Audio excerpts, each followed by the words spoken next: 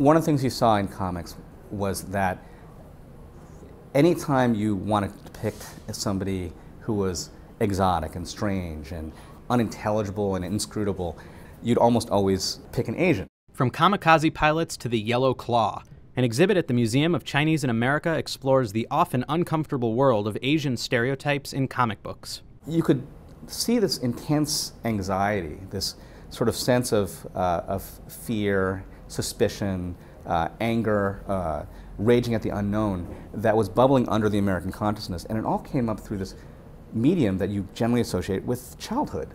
Using colorful panels from popular books like Captain America and Doctor Strange, Marvels and Monsters, Unmasking Asian Images in U.S. Comics 1942 to 1986 confronts visitors with character cliches like the manipulator, the temptress, the alien, and the guru.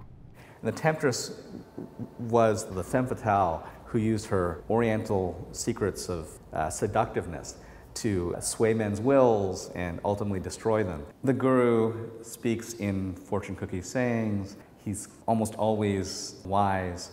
In the comics, it's almost always been an Asian guru passing on that wisdom and power to a non-Asian figure. Marvels and Monsters is paired with another exhibition called Alt Comics, which focuses on the rise of Asian-created indie comic books. There's a conversation between what happened in the 50 years before the 80s and the 30 years since.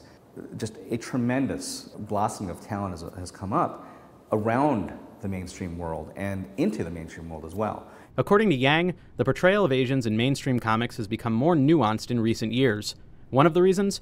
There are more Asian creators in the industry, including artist Jim Lee, who now co-publishes DC Comics. It's not really about just creating more good guys, more bright shining lights.